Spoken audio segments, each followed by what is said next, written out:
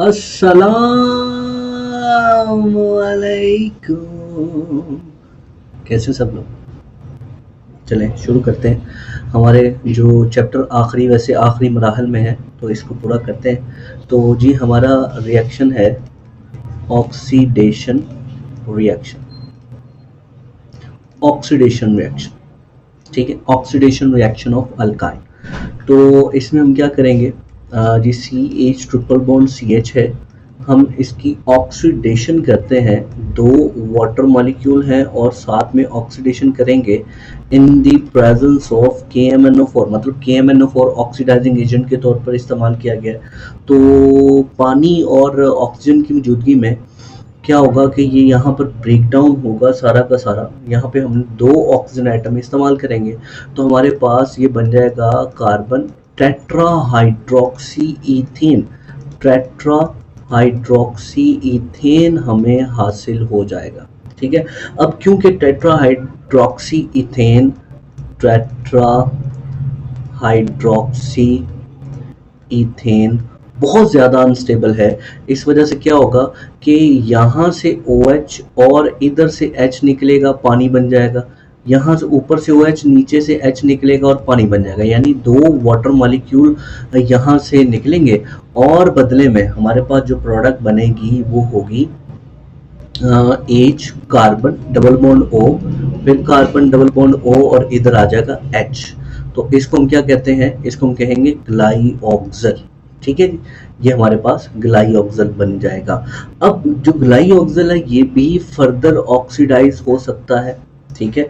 मतलब हम क्या करें, इसको ऑक्सीडाइज करें in the presence of KMnO4, तो ये ऑक्सैलिक एसिड में कन्वर्ट, यानी ये दोनों ऑक्सीजन यहाँ पर सेंटर में और एक ऑक्सीजन यहाँ पर सेंटर में जाकर बन जाएगी। तो ये क्या बन जाएगा, OH carbon double bond O, फिर कार्बन डबल बॉन्ड O और ये क्या बन जाएगा OH। तो ये हमारा क्या कहलाया जी, ऑक्सैलिक एसिड। ठीक हो गया जी, ऑक्सैलिक एसिड इससे हमें हासिल होगा। और ये रिएक्शन जो है ना, ये रिएक्शन बायर्स टेस्ट ही है। ये रिएक्शन बायर्स टेस्ट ही है जिसके अंदर हम 1% KMnO4 इस्तेमाल करेंगे और ये रिएक्शन जो है वो अनसैचुरेशन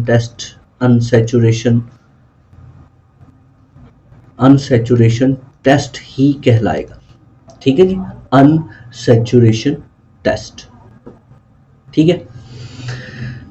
अच्छा, इसके बाद जो रिएक्शन है वो है जी कंबस्टन रिएक्शन।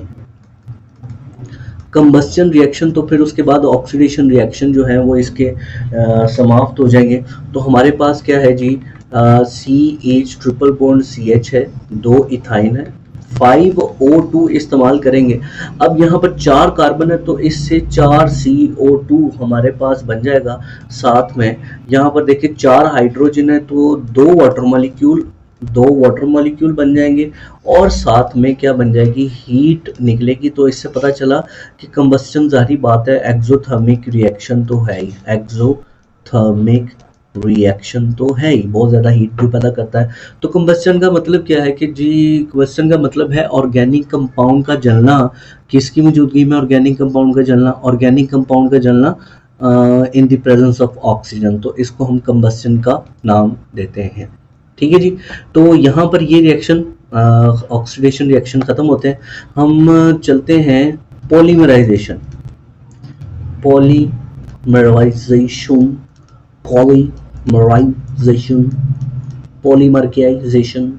तो इसमें क्या है भाई, मोनोमर प्लस मोनोमर मिलकर क्या बनाते हैं, डाइमर बनाते हैं, ठीक है। और इस डाइमर में फिर मोनोमर ऐड होता है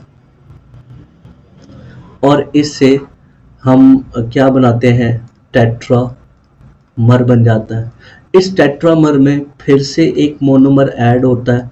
तो ये इस तरह ये प्रोसेस जो है ना आगे को चलता रहता है और फाइनली हमें जो प्रोडक्ट हासिल होती है वो होती है पॉलीमर, ठीक है।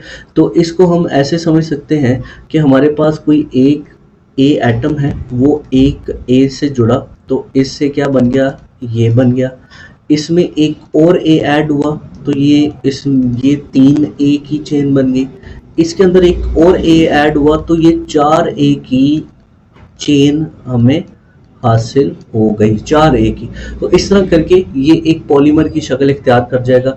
ये ए क्या है, ये मोनोमर है और ये ए मोनोमर है, मतलब ए मोनोमर है जिससे आगे पॉलीमर बनेगा तो उसको हम मोनोमर का नाम देंगे। ठीक है जी। अल्काइन की जो पॉलीमराइजेशन है ये 2 तरीकों से हो सकती है, मतलब हम अल्काइन को 2 तरीकों से पॉलीमराइज कर सकते हैं। एक तो दो डिफरेंट कंडीशन है।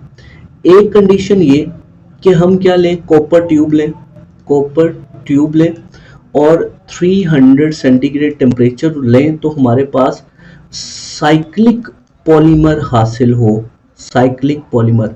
या फिर हम क्या लें, Cu2Cl2 ले लें और साथ में NH4Cl ले लें तो हमारे पास क्या बन जाए, स्ट्रेट चेन पॉलीमर बन जाए, स्ट्रेट चेन पॉलीमर हमें हासिल हो जाए। ठीक हो गया।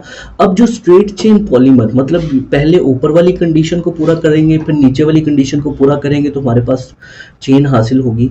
तो लो जी, हमने क्या ले लिया, अल्काइन ले लिया CH ट्रिपल बॉन्ड CH, और दूसरा भी हमने अल्काइन ले लिया CH ट्रिपल बॉन्ड CH। हमने क्या इस्तेमाल किया है, हमने Cu2Cl2 और अमोनियम क्लोराइड NH4Cl इस्तेमाल किया।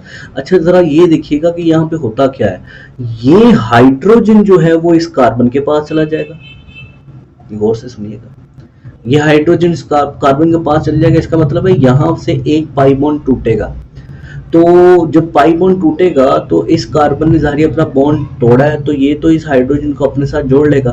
अब इस कार्बन का भी बॉन्ड टूटा है, इसका भी टूटा, तो ये दोनों आपस में बॉन्ड बना लेंगे तो प्रोडक्ट क्या बनेगी, CH2 double bond CH single bond carbon triple bond CH। अब इसका नाम बड़ा मजे का है, इस हिस्से को हम क्या कहते हैं, इसको हम कहते हैं विनाइल, इसको हम क्या कहते हैं, एसिटाइलिन। तो इसका नाम क्या कहलाया, विनाइल एसिटाइलिन।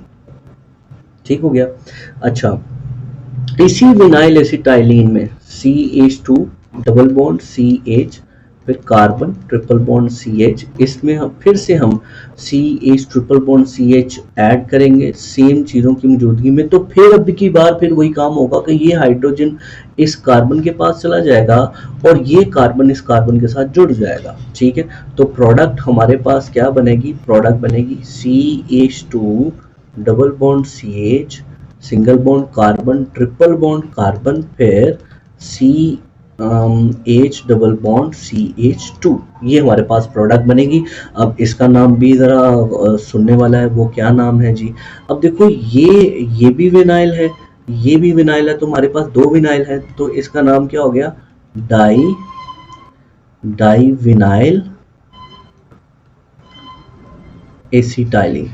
इसका नाम हो गया जी डाई विनाइल एसिटाइलिन, इसका नाम हो गया। ठीक है, एसिटाइलिन कौन है, ये वाला एसिटाइलिन। अच्छा, इस जो विनाइल एसिटाइलिन है इसके अंदर हमने क्या ऐड करना है, विनाइल एसिटाइलिन हम ले रहे हैं, मैं इधर से शुरू करता है। विनाइल एसिटाइलिन, इसके अंदर हमने HCl ऐड करना है, यानी कि ये है CH2 डबल बॉन्ड CH और कार्बन ट्रिपल बॉन्ड CH है, इसके अंदर हमने ACl ऐड करना है।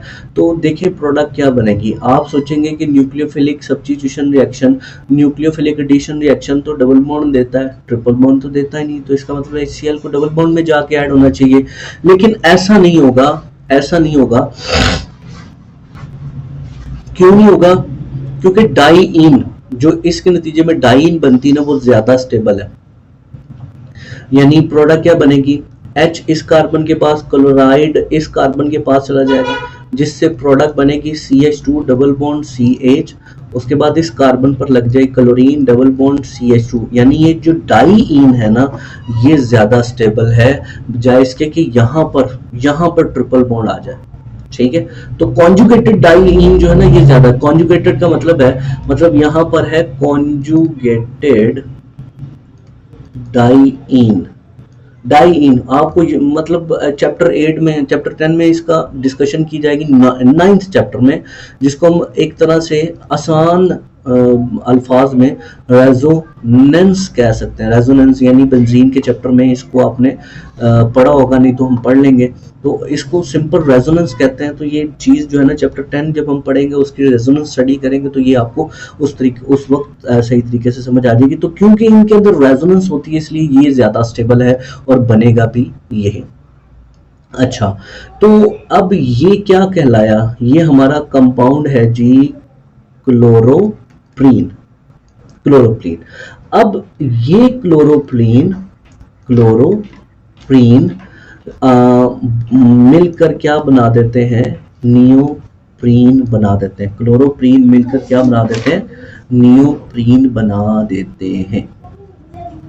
ठीक हो गया? अच्छा, तो ये जो नियोप्रीन है, क्लोरोप्रीन का तो हमने स्ट्रक्चर देख लिया। ये जो नियोप्रीन है, इसका क्या बनता है? मतलब हमारे पास CH2 डबल बॉन्ड CH है कार्बन, यहाँ पे क्लोरीन डबल बॉन्ड CH2 है। ठीक है, हम n नंबर ऑफ ये कंपाउंड लेते हैं, तो ये आपस में जुड़ कर क्या बनाते हैं? CH2 कार्बन डबल बॉन्ड, फिर ये कार्बन, यहाँ पे हाइड्रोजन, इधर क्लोरीन लगा है, इधर CH2, इस तरह करके ये बना देते हैं। और यहाँ पे n नंबर ऑफ क्लोरोप्रीन्स जो हैं वो जुड़ जाती हैं, जिससे नियोप्रीन हमें हासिल होता है। ठीक हो गया? लास्ट में जो हमारा लास्ट में जो चीज है वो है साइक्लिक पॉलीमराइजेशन। Cyclic polymerisation.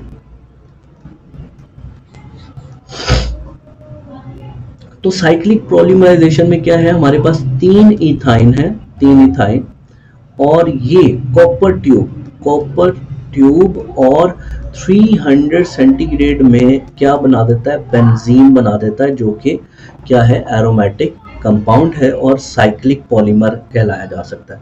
तो हम इसको कैसे लिख सकते हैं? इसको लिखते हैं CH triple bond CH, CH triple bond CH, और इधर भी CH ट्रिपल बॉन्ड CH। अब यहाँ पर पाई बॉन्ड टूटा, इन दोनों के दरमियान बॉन्ड बन गया, यहाँ से पाई बॉन्ड टूटा, इन दोनों के दरमियान बॉन्ड बन गया, यहाँ से पाई बॉन्ड टूटा, इन दोनों के दरमियान बॉन्ड बन गया। तो जो हमारी प्रोडक्ट है वो क्या है? देखो, ये CH है, तो मैंने पहले CH लिखा, उसके बाद क्योंकि यहाँ से एक बॉन्ड टूट गया था, अब डबल बॉन्ड है, तो डबल बॉन्ड CH, फिर single bond CH, double bond CH, single bond CH, double bond CH, और फिर सिंगल बॉन्ड। अब ये क्या है? इसी को हम बेंजीन कहते हैं। यानी यहाँ पे आएगा डबल बॉन्ड, यहाँ पर आएगा, और यहाँ पे आएगा डबल बॉन्ड, और यहाँ पर आएगा डबल बॉन्ड। अब ये क्या है? ये हमारी प्रोडक्ट है जो साइक्लिक पॉलीमर है, और शॉर्ट क्वेश्चन के तौर पर ये आ जाती है। ठीक है, तो यहाँ पर जो है वो हमारा लेक्चर जो है वो समाप्त होते हैं, ख़त्म होता है। इसके बाद जो हमारा आखिरी टॉपिक है वो लाजमी आप लोगों ने देखना है, बहुत इंपॉर्टेंट चीज़ है, एसिडिक नेचर ऑफ अल्काइन। ठीक है जी, ओके, अल्लाह हाफिज़।